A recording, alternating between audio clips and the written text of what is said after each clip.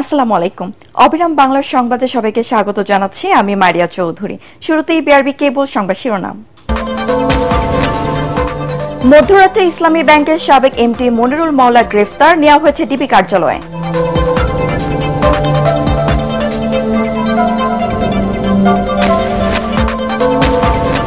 মির্জা ফখরুলের নেতৃত্বে চীন সফরে বিএনপির উচ্চ পর্যায়ের প্রতিনিধি দল, দুই দেশের মধ্যে পারস্পরিক সম্পর্ক জোরদারের আশা।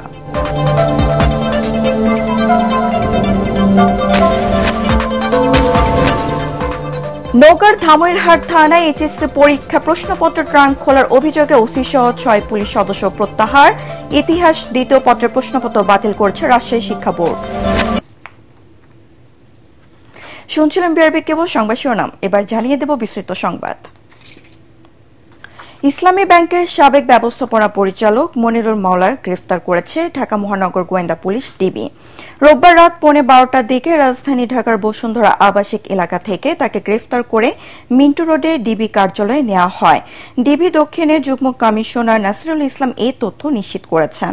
তিনি জানান, মনিরুল মাওলাকে দুর্নীতি দমন কমিশনের মামলায় গ্রেফতার করা হয়েছে। গোয়েন্দা সংস্থায় সহায়তায় 2017 সালে 5 জানুয়ারি ইসলামী ব্যাংক দখল করে এস আলম গ্রুপ। এরপর গ্রুপটির পক্ষ থেকে বিভিন্ন উপায়ে এই ব্যাংক থেকে 91,000 কোটি টাকা ঋণ নেওয়ার তথ্য পেয়েছে কেন্দ্রীয় ব্যাংক।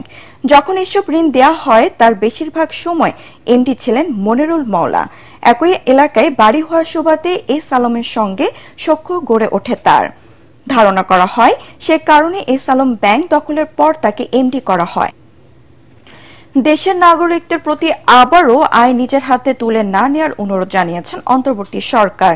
এক বিবৃতিতে জানানো হয়, সাবেক প্রধান নির্বাচন কমিশনার নুরুল হুদাকে গ্রেফতারের ঘটনায় কিছু ব্যক্তি মব সৃষ্টির চেষ্টা করে। এ সময় বিশৃঙ্খল পরিস্থিতি তৈরি ও অভিযুক্তকে শারীরিকভাবে লাঞ্ছিত করার বিষয়টি সরকারের নজরে এসেছে। বিবৃতিতে আরও বলা হয়, অভিযুক্ত সকল ব্যক্তির বিচার দেশের আইন মেনে হবে এবং বিচারিক বিষয় ও ব্যক্তির ব্যাপারে সিদ্ধান্ত দেবেন আদালত। অভিযুক্ত ব্যক্তির উপর আক্রমণ ও তাকে শারীরিকভাবে লাঞ্ছিত করা বেআইনি, আইনের শাসনের পরিপন্থী ও ফৌজদারি অপরাধ। মব সৃষ্টি করতে চাইলে তাদের আইনের আওতায় আনা হবে বলে সতর্ক করা হয় বিবৃতিতে। চীন সফরে পারস্পরিক সহযোগিতা বৃদ্ধি সহ দুই দেশের স্বার্থ সংশ্লিষ্ট বিভিন্ন বিষয়ে আলোচনা হবে বলে জানিয়েছেন বিএনপি মহাসচিব মির্জা ফখরুল ইসলাম আলমগীর। চীনা কমিউনিস্ট পার্টির আমন্ত্রণে দেশটির উদ্দেশ্যে ঢাকা ছাড়ার আগে রাতে শাহজালাল আন্তর্জাতিক বিমানবন্দরে সাংবাদিকদের এ কথা বলেন তিনি। বিএনপি মহাসচিব জানান, 5 দিনের এই সফরে চীনের কমিউনিস্ট পার্টির উচ্চ পর্যায়ের নেতাদের সঙ্গে তাদের বৈঠক হবে। চীন অর্থনৈতিকভাবে শক্তিশালী দেশ। তাদের এই শক্তি কাজে লাগাতে পারলে বাংলাদেশ অর্থনৈতিকভাবে উপকৃত হবে। মির্জা ফখরুলের নেতৃত্বে 9 সদস্যের প্রতিনিধি দল আসেন। স্থায়ী কমিটির সদস্য Mirza Abbas, Gayeshwar Chandra Roy, Selima Rahman, doctor AZM Zahid Hossain, BNP চেয়ারপারসনের উপদেষ্টা জহির উদ্দিন স্বপন, ইসমাইল জবিরুল্লাহ, সুকমল বড়ুয়া, বিএনপি মিডিয়া সেলের আহ্বায়ক অধ্যাপক মধু হোসেন আলমগীর পাভেল ও বিএনপি চেয়ারপারসনের একান্ত সচিব ABM আব্দুস সালাম। এই সফরে আমাদের চীনের উচ্চ পর্যায়ের কিছু কমিউনিস্ট পার্টির নেতাদের সঙ্গে দেখা হবে এবং দুই দেশের বিষয়গুলো নিয়ে আলোচনা হবে এবং পরস্পরের স্বার্থ সংশ্লিষ্ট যে বিষয়গুলো আছে সেই বিষয়গুলো নিয়ে আমরা আলোচনা করব। আমরা সবাই জানি চীন এখন অনেক বড় অর্থনৈতিক দিক দিয়ে শক্তিশালী একটা দেশ এবং চীনের এই অর্থনৈতিক যে শক্তি, এই শক্তিকে যদি আমরা কাজে লাগাতে পারি তাহলে আমরা উপকৃত হব। আমাদের দেশের অর্থনৈতিক উন্নয়ন আমরা সেটাকে সহযোগিতা নিতে পারবো। পারস্পরিক মর্যাদার ভিত্তিতে, সম্মানের ভিত্তিতে আমরা এই সম্পর্ককে আরো সামনের দিকে এগিয়ে নিয়ে যেতে চাই। নওগাঁর ধামইরহাট থানায় রক্ষিত এইচএসসি পরীক্ষার প্রশ্নপত্রের ট্রাঙ্ক খোলা অবস্থায় পাওয়ার ওসি আব্দুল মালিক সহ আরও 4 পুলিশ সদস্যকে প্রত্যাহার করা হয়েছে। এই ঘটনায় এর আগে আরও 2 পুলিশ সদস্যকে প্রত্যাহার করা হয়। বিষয়টি নিশ্চিত করেছে নওগাঁর পত্নীতলা সার্কেলে এএসপি শরীফুল ইসলাম। এদিকে থানা রক্ষিত প্রশ্নপত্রের ট্রাঙ্ক খোলা পাওয়ার ঘটনায় রাজশাহী শিক্ষা বোর্ডের আসন্ন এইচএসসি পরীক্ষার ইতিহাস দ্বিতীয় পত্রের প্রশ্নপত্র বাতিল করার সিদ্ধান্ত নিয়েছে রাজশাহী শিক্ষা বোর্ড। জানা যায়, আসন্ন এইচএসসি প্রশ্নপত্রের বেশ কয়েকটি ট্রাঙ্ক ধামইর থানা হেফাজতে রাখা হয়। প্রশ্নপত্রের বাক্সগুলো থানার মালখানা কক্ষে রাখার কথা, কিন্তু কয়েকটি বাক্স ধামইরহাট থানায় আসামি রাখার হাজতখানা ঘরে রাখা হয়। ওই হাজতখানায় গত মঙ্গলবার রাতে মাদক মামলার এক আসামি ছিল। ঘটনা জানার পর ওই দিন থানার হাজত পাহারার দায়িত্বে নিয়োজিত এসআই ও কনস্টেবলকে থানা ক্লোজ করা হয়। পরে এই ঘটনায় ধামইর থানার ওসি সহ আরও 4 পুলিশ সদস্যকে প্রত্যাহার করা হয়। ঘটনা তদন্তে জেলা পুলিশ ও জেলা প্রশাসনের পক্ষ থেকে পৃথক 2টি কমিটি গঠন করা হয়েছে। জুলাই আন্দোলনের চেতনায় ন্যায় বিচার প্রতিষ্ঠিত, বাংলাদেশের মানুষ ঐক্যবদ্ধ বলে জানিয়েছেন প্রধান উপদেষ্টা ডক্টর মোহাম্মদ ইউনূস। রাজধানীর একটি হোটেলে বিচার বিভাগের স্বাধীনতা দিবস উপলক্ষে আয়োজিত আলোচনা সভায় তিনি এসব কথা বলেন। ন্যায় ভিত্তিক সমাজ প্রতিষ্ঠায় বিচার বিভাগের পূর্ণ স্বাধীন ও স্বচ্ছ হতে বলে জানান প্রধান উপদেষ্টা। অনুষ্ঠানে অন্যদের মধ্যে প্রধান বিচারপতি সৈয়দ রিফাত আহমেদ ও অ্যাটর্নি জেনারেল আসাদুজ্জামান বক্তব্য রাখেন। How the judiciary was co-opted to empower state machinery rather than limit it. How it was used to circumvent checks and balances, and how it was weaponized to clamp down on dissent. All of these have led us to this particular moment today, necessitating reform so that the judiciary can reclaim its independence. The Supreme Judicial Council has been made fully operational, ensuring judicial accountability and independence. দল নিবন্ধনের জন্য জাতীয় নির্বাচন কমিশনে আবেদন করেছে জাতীয় নাগরিক পার্টি এনসিপি। আর দলীয় প্রতীক হিসেবে শাপলা ফুল, কলম অথবা মোবাইল ফোন চেয়েছে দলটি। আগারগাঁও নির্বাচন ভবনে দলটির প্রতিনিধিরা বর্তমান কমিশনের অধীনে আবেদন জমা দিলেও ইসি পুনর্গঠনের দাবি জানান। এদিকে নিবন্ধন চেয়ে আবেদন করছে চিত্রনায়ক ইলিয়াস কাঞ্চনের জনতা পার্টি বাংলাদেশ। আবেদনপত্র জমার শেষ দিনে ইসিতে অন্তত 49টি আবেদন জমা পড়েছে। রাশনা দাসের রিপোর্ট। জাতীয় সংসদ নির্বাচনকে সামনে রেখে দল নিবন্ধনের আবেদনের শেষ দিনে ইসিতে আসে জাতীয় নাগরিক পার্টি এনসিপি। 24-এর গণঅভ্যুত্থান থেকে উঠে আসা দলটি আত্মপ্রকাশের 4 মাসের মধ্যেই নিবন্ধনের সব শর্ত পূরণ করেছে বলে জানিয়েছেন দলটির নেতারা। আবেদনপত্র জমা দিয়ে সাংবাদিকদের সাথে কথা বলেন এনসিপির শীর্ষ নেতারা। জানান, গঠনতন্ত্র প্রস্তুত সহ 30 জেলা, 120 উপজেলা ও 2টি মহানগর কমিটি গঠন করা হয়েছে।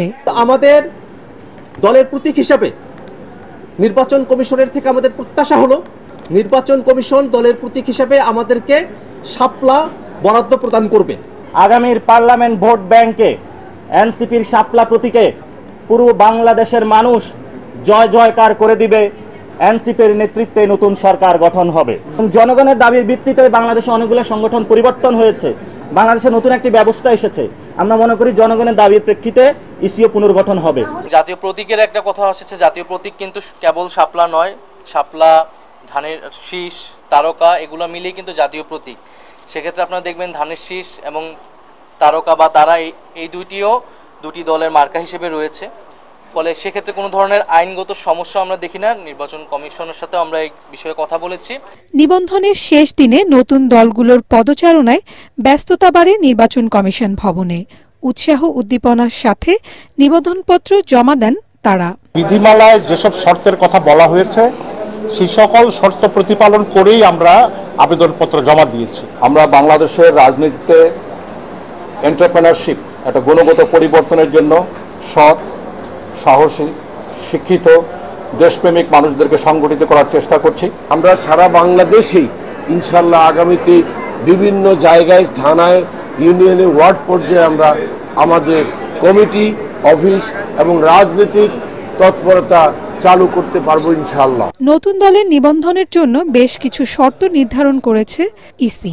নির্বাচন কমিশনের যে ডিমান্ড, সেই ডিমান্ড অনুযায়ী আমরা সমস্ত কিছু জমা দিয়েছি। আমাদের স্পষ্ট বক্তব্য যে নিবন্ধন পদ্ধতি যে রয়েছে এই নিবন্ধন পদ্ধতি সহজ করতে হবে। আমরা জনগণকে দেখাতে চাই ক্ষমতার বাইরে থেকেও আমাদের সীমিত অর্থ এবং সীমিত সামর্থ্য দিয়েও জনগণের পাশে দাঁড়ানো যায়। That's our aim. বর্তমানে নির্বাচন কমিশনে নিবন্ধিত দলের সংখ্যা 50টি। আদালতের আদেশে নিবন্ধন ফিরে পেয়েছে জামায়াত ইসলামী। গত 5 আগস্ট শেখ হাসিনা সরকারের পতনের পর থেকে উচ্চ আদালতের নির্দেশে এ পর্যন্ত ইসি থেকে নিবন্ধন পেয়েছে 6টি দল। সম্প্রতি নিবন্ধন স্থগিত হয়েছে আওয়ামী লীগের। রাসনা দাস, এটিএন বাংলা, ঢাকা। ক্রেতা বিক্রেতাদের হাট ডাকে জমে উঠেছে দেশের অন্যতম বৃহৎ নওগাঁ সাপাহার আমের হাট। ইতিমধ্যে দেশের বিভিন্ন প্রান্ত থেকে আসতে শুরু করেছেন ব্যাপারীরা। তবে এক সপ্তাহ আগে বয়ে যাওয়া প্রচন্ড তাপপ্রবাহের কারণে সব আম একসঙ্গে পাকতে শুরু করায় মিলছে না আশানুরূপ দাম। এতে লোকসানের আশঙ্কা চাষিদের। নওগাঁ প্রতিনিধি রায়হান আলমের রিপোর্ট, জানাচ্ছেন মুশফিকুর রহমান। হিমসাগর, ল্যাংড়া, নাগফজলি, বানানা ম্যাঙ্গো, হাড়িভাঙ্গা, আমরুপালি ও বাড়িফোরের মতো সুস্বাদু আমে ভরে উঠেছে নওগাঁর সাপাহার আমের হাট। তবে ক্রেতা ও পাইকারদের দেখা নেই বাজারে। চাষিরা বলছেন শুরুতে কিছুটা ভালো দাম পেলেও ভরা মৌসুমে মিলছে না আমের দাম। বাজার খারাপ হয়ে লেগেছে, অবস্থা বেশি আছে, দাম বিক্রি হতো না, পাটি নাই। এদিকে প্রশাসনের পক্ষ থেকে কেজি দরে আম কেনার নির্দেশনা দেওয়া হলেও তা মানছেন না পাইকাররা। 50 থেকে 52 কেজিতে মন মাপা হচ্ছে, এতে ক্ষতিগ্রস্ত হচ্ছেন চাষিরা। আমরা শুনলাম যে কেজি প্রতি আম নেবে, এখন আড়তে আম বিক্রি করার পর নিচ্ছে 52 কেজিতে মন। যদি একটু কোনো সমস্যা হয় তাহলে বলছে আরো 1 কেজি বেশি দেন। তাহলে আমরা জিম্মি হয়ে আছি, আমরা কোথায় আমরা বাস করছি আমি জানি না এই পর্যন্ত। আমের দাম লাগাচ্ছে 2200, 2500, 2800, এভাবে কি আমরা কৃষকেরা সংরক্ষণের ব্যবস্থা, বাজার স্থিতিশীলকরণ, ফরিয়াদের দৌরাত্মের অবসান ও আম রপ্তানিতে উদ্যোগ নেয়ার কথা জানান স্থানীয় কৃষি কর্মকর্তা।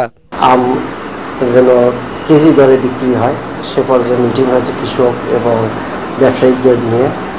কেজি দরে বাজার আম বিক্রি করার জন্য নিশ্চিত করার জন্য আমরা চেষ্টা করছি। এবছর নওগাঁয় 30,300 হেক্টর জমিতে আমের চাষ হয়েছে, যা থেকে 3,87,234 টন আম উৎপাদনের লক্ষ্যমাত্রা নির্ধারণ করা হয়েছে। মুশফিকুর রহমান, এটিএন বাংলা। নতুন উৎপাদন পদ্ধতিতে নঙ্গরপুরি জাতের করলা চাষে লাভের মুখ দেখছেন যশোরের কৃষকরা। ফলে এই জাতের করলা চাষে আগ্রহী হয়ে পড়ছেন তারা। বিকেএসএফ এর আর্থিক ও কারিগরি সহযোগিতায় কৃষকদেরকে সব ধরনের সাহায্য করছে আদিন ওয়েলফেয়ার সেন্টারের কৃষি ইউনিট। গড়ে তোলা হয়েছে কৃষি সেবা ও কৃষি বিপণন কেন্দ্র। যশোর প্রতিনিধি তামান্না ফারজানা পাঠানো রিপোর্ট, জানাচ্ছেন মুশফিকুর রহমান।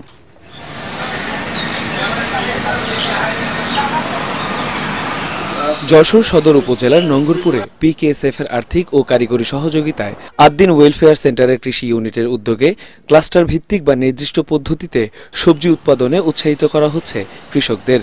বিনামূল্যে দেয়া হচ্ছে বীজ, জৈব সার, জৈব বালাইনাশক সহ প্রয়োজনীয় সব উপকরণ। সেই সাথে দেয়া হচ্ছে প্রশিক্ষণ। ফলে বিনা খরচে সবজি চাষ করে লাভবান হচ্ছেন কৃষকরা। এইবার আদিনের লোকজন এসে তারা এসে আমাদেরকে প্রশিক্ষণ দিচ্ছে, সার কিভাবে দেবেন, জৈব সার বেশি দেবেন, রাসায়নিক সার কম দেবেন। আগে বিঘা প্রতি খরচ হতো 40 থেকে 50,000 টাকা টোটাল খরচ, এখন সেক্ষেত্রে অর্ধেকে নেমে এসেছে। যে ফরমন টপ দিয়েছে, কাগজ দিয়ে দিয়েছে, এতে উন্নত হচ্ছে, তোলা হচ্ছে, মরতেছে। 8 দিনও পিকেএসএফ এর এই যে কৃষি একটা বিপণন সেল সেন্টার আমরা পেয়েছি। আমাদের সরাসরি আমাদের কাছ থেকে সবজি কিনে নিয়ে যাচ্ছে, কেয়ারিং খরচ সেটা আমরা বেঁচে যাচ্ছি, এতে আমরা লাভবান হচ্ছি। এখানকার উৎপাদিত করলা স্থানীয় চাহিদা মিটিয়ে রাজধানী সহ দেশের বিভিন্ন স্থানে সরবরাহ করা হচ্ছে। স্থানীয় কৃষি কর্মকর্তা জানান, সবজি চাষের পাশাপাশি বিপণন ব্যবস্থা গড়ে তুলতেও দেয়া হচ্ছে সহযোগিতা। আমাদের কৃষি সেবা বিপণন কেন্দ্রে ব্যবহার করে তারা সবজিগুলো প্রক্রিয়াজাতকরণ করতে পারে এবং প্যাকেজিং করতে পারে, সেই ব্যবস্থা আমরা এখানে করে দিয়েছি। এবং কৃষকদের এটা চাহিদা ছিল, মোটামুটি এটার মাধ্যমে কৃষকদের যে ন্যায্য যে অধিকার সেটা অনেকাংশে পূরণ হবে। তো আমরা পিকেএসএফ এবং আদিনের পক্ষ থেকে এই কাজটা এবার এই অর্থ বছরে বাস্তবায়ন করেছি। 2024-25 অর্থ বছরে নঙ্গরপুরে 200 বিঘা জমিতে নতুন জাতের করলা চাষ করা হয়েছে। মুশফিকুর রহমান, এটিএন বাংলা।